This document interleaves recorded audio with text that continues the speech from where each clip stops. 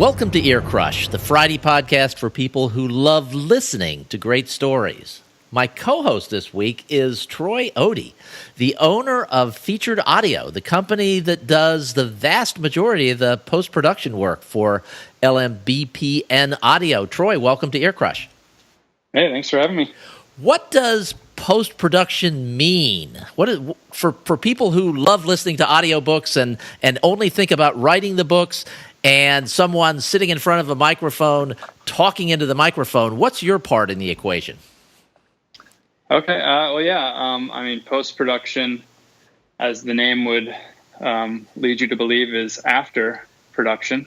So after the book is been recorded by the narrator, the files make their way to me via the internet or Dropbox or or an FTP. Or if I'm recording in-house, I already have it. But basically just get the raw audio from the narrator, and then I start doing what we do. I add processing to kind of boost the levels, tame the S's, gate out the unwanted noises and stuff like that.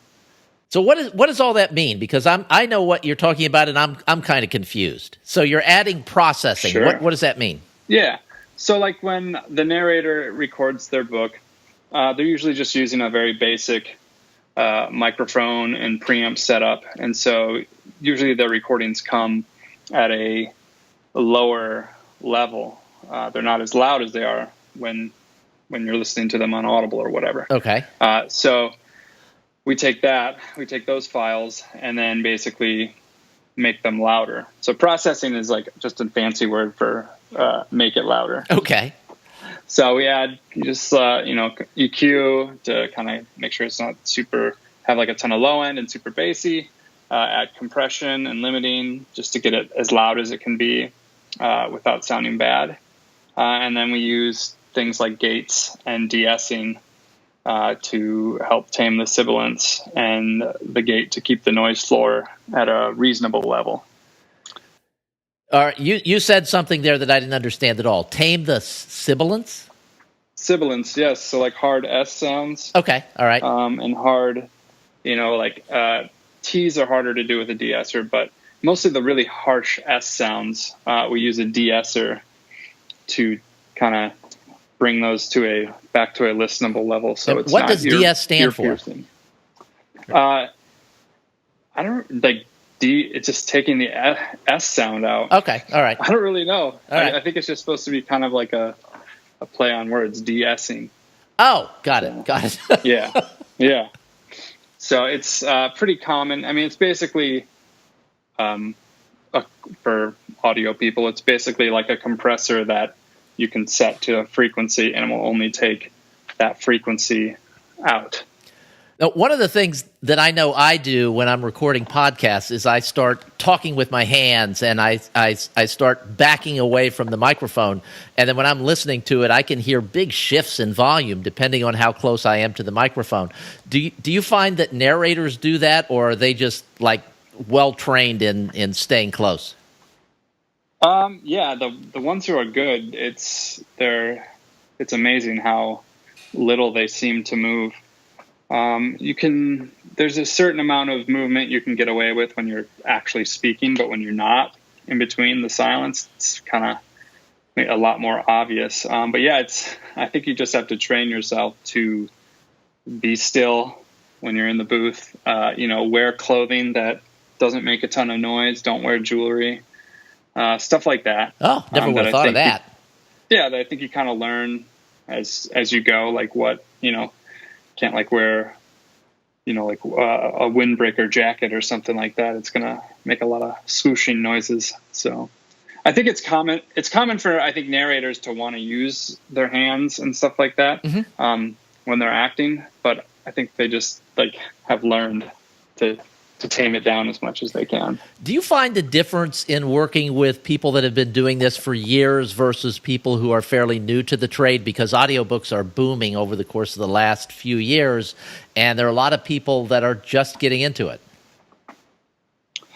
Yeah, I mean, the seasoned pros are always amazing to work with because they don't make as many mistakes. They usually have the production side down, like as far as getting a good, clean recording to you. And they're just generally, they can narrate their books quicker, and they're just easier to work with. The newer talent that we work with, I would say the biggest thing is just some of it's just the quality of their booth and their setup, and just the time restrictions they have to work with. Full-time narrators can get stuff turned around a lot quicker than people usually starting out. They're working a full-time job while pursuing audiobook narration on the side. As far as the talent, if you're good, if you have good acting chops and you have a good voice and you can narrate without making too many mistakes or stumbling when you're trying to switch between character voices, like there's not a ton of the seasoned veterans aren't that much better, but they've got their workflow and all the other aspects of it down so well that they're very, very efficient. I want to get into the mistakes because I know that that's something that I see as a part of your process, and we'll do that next week for next week's show because you're going to be the co-host again next week. But first, today's story is from Craig Martelle, and it's narrated by Kate Rudd. The story is Timmons and Sue in Toronto, and we actually met you through Kate. Kate when we hired Kate originally to narrate books for us, she brought her own post-production person, who was you. And so we had some dealings with you prior to realizing that we needed someone like you. How did you and Kate initially connect? Well, so me and Kate both live in West Michigan.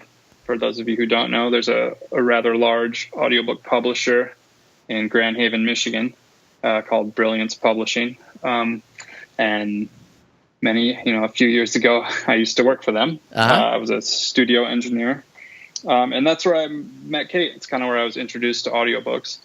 And me and Kate met there because at the time she was doing a significant amount of recording in their studios. So we worked together on a bunch of books. And then when I decided to leave the company and go out on my own, she was happy to bring post-production work to me and full production work. So cool. We've been friends for a number of years, and she's great to work with. I'm always happy to work with her.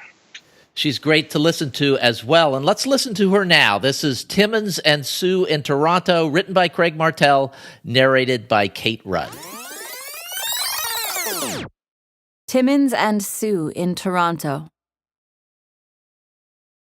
I thought about how I'd feel if something happened to you. If someone took you and no one saw anything. I'd want to kill someone, but the enemy wouldn't be there. I see the frustration on Char's face. I'd lose my mind. Timmons whispered. We went through that years ago, and you moved mountains for me, Sue purred. It wasn't quite all that. He let the words drift away as his mind took him back 10 years. WWDE plus 35 years. The pods had landed inside Toronto and the pack separated. They were on a search and destroy mission.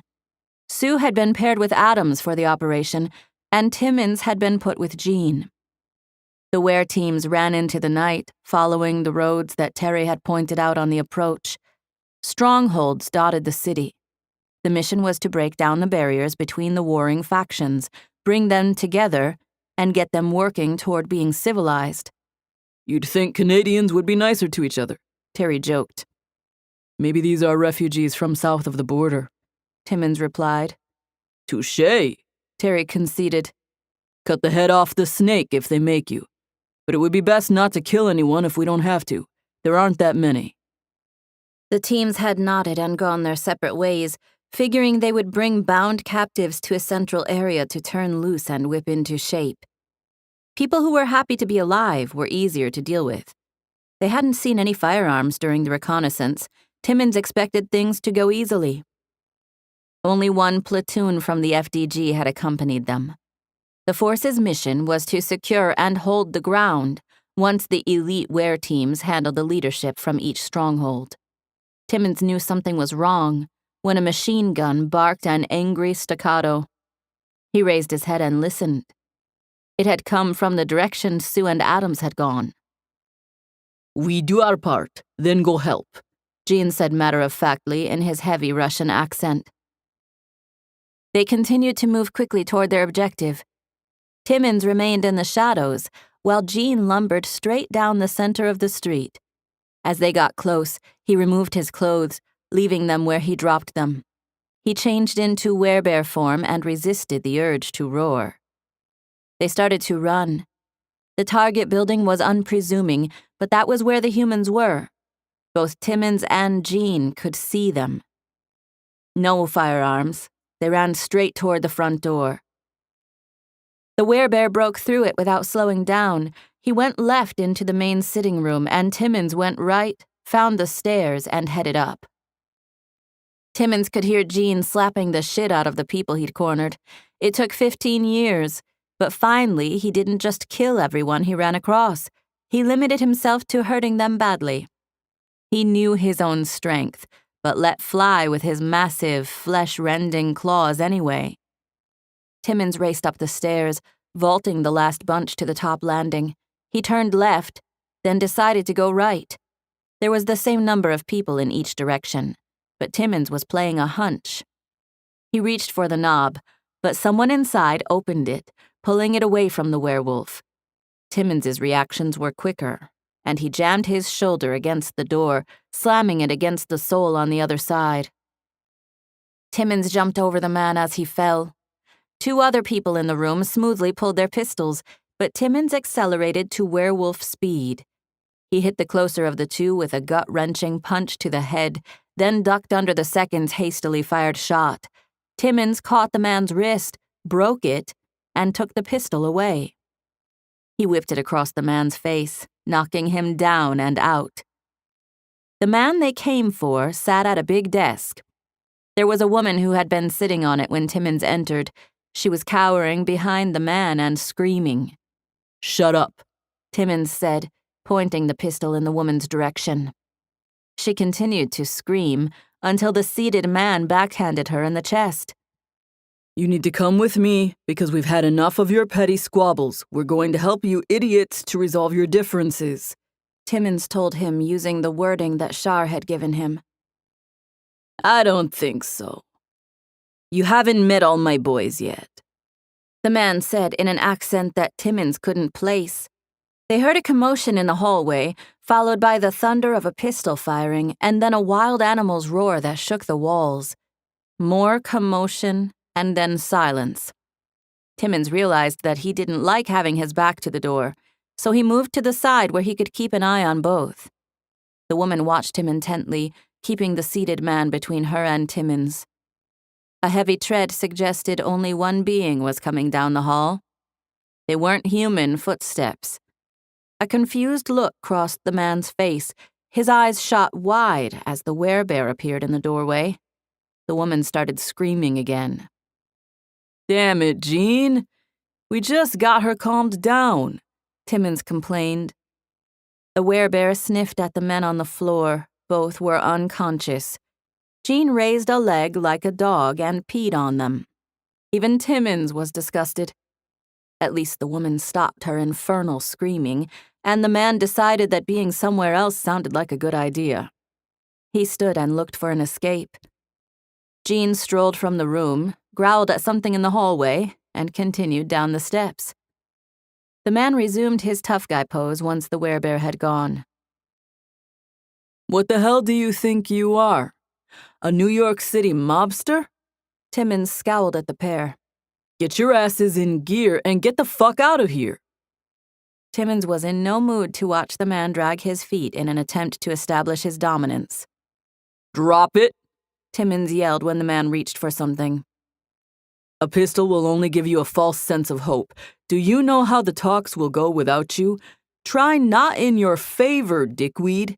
And you, shut your fucking pie hole before I throw your dumb ass out that window. Timmons's patience was gone. He forced his way behind the desk, body slammed the woman into the intransigent mobster, and then kicked the man in the ass to get him to move toward the door. Timmons took the magazine from the pistol and fired the last round into the ceiling. The woman jumped. "Shut it!" Timmons yelled preemptively. He threw the pistol on the unconscious body, then remembered there were two, so he took the magazine from the second pistol. The two captives were standing in the hallway where blood splattered the walls and pooled on the floor. Timmons could tell that two of the men were still alive. Maybe one would survive.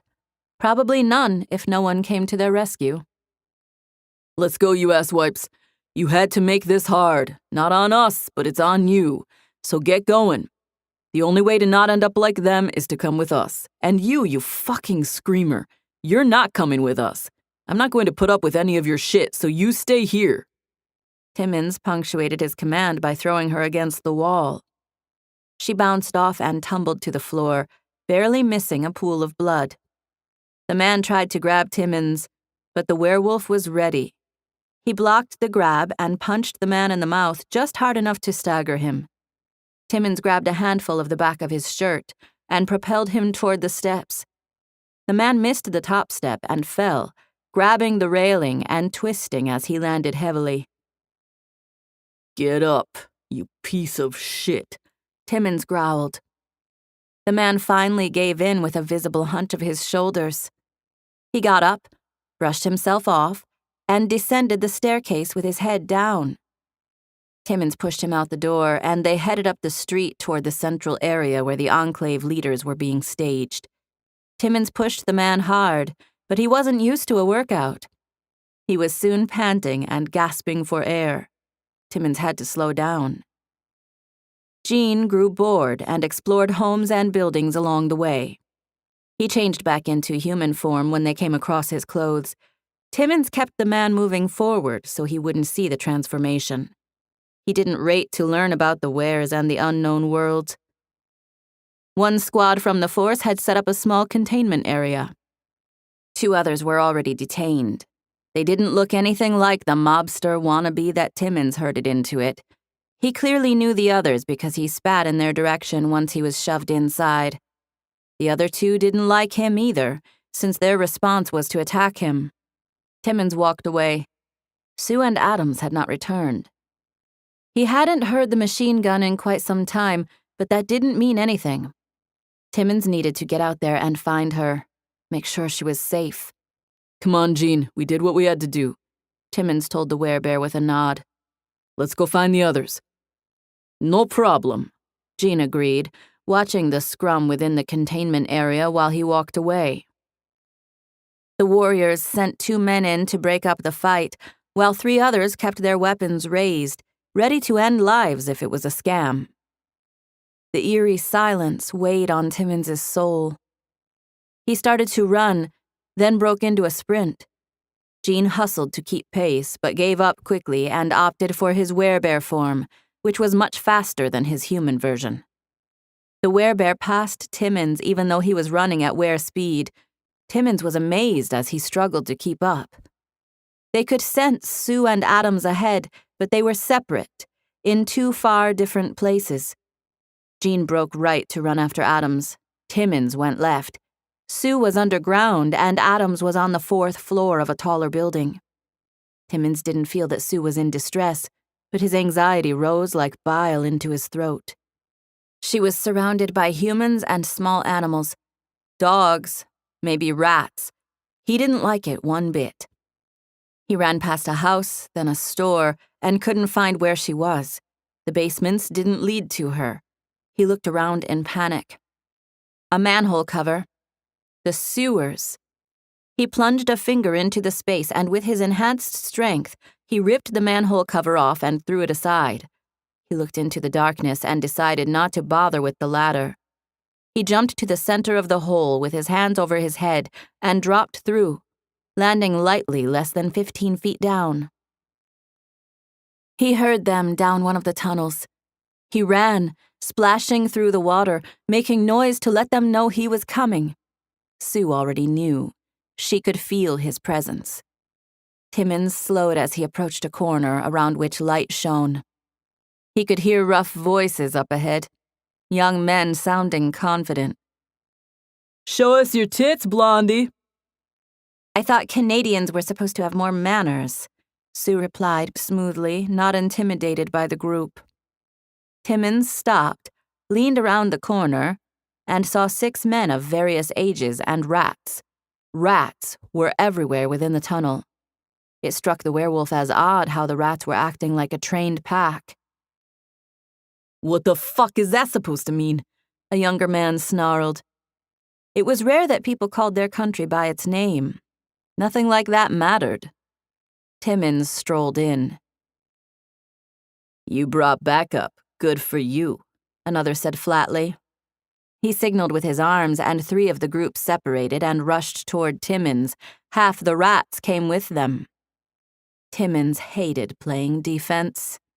He attacked with reckless abandon, killing the 3 men in the span of 2 heartbeats. He grabbed the legs of one of the dead and started swinging the man around, sweeping the rats before him.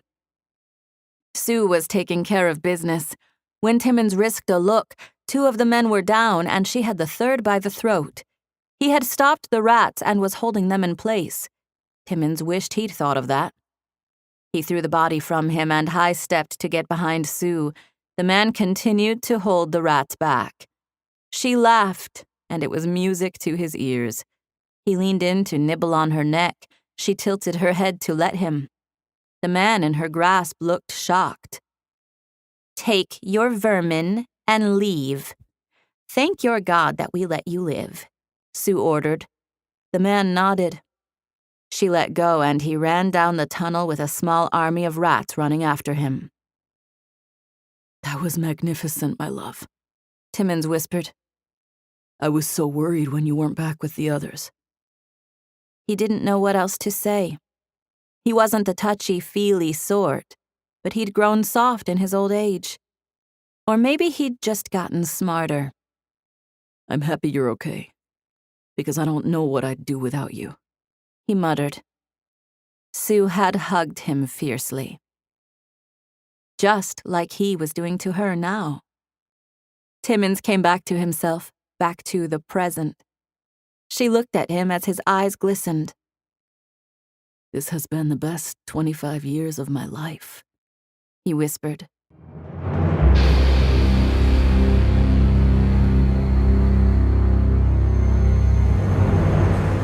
Thank you, Kate Rudd. Hey, if you want more of Kate and the Terry Henry Walton Chronicles, shoot me an email at steve@lmbpn.com. That's lmbpn.com. I'll send the first 5 people to send me an email a free copy of Book 1 of the Terry Henry Walton Chronicles, the story that has launched about 14 or 15 of our audiobooks so far. Speaking of audiobooks, we had 2 new releases this week. The first was Recollection, Book 6 in the Ghost Squadron series from Sarah Noffke and Michael Anderle. This series is classic space opera that's drawn rave reviews from fans. Our second audio release this week is A Head Full, Book 19 in the Cortharian Gambit series from Michael Anderle. And it was, of course, narrated by Emily Beresford. You can find both of these titles and all of our other audiobooks at both Audible and Amazon.com. If you'd like to see a complete list of our more than 100 audiobooks, just head to the LMBPN website. Go to lmbpn.com/audible. So that's it for this week's edition of Ear Crush. We'll be back again next Friday with 2 stories from the journals of Terry Henry Walton.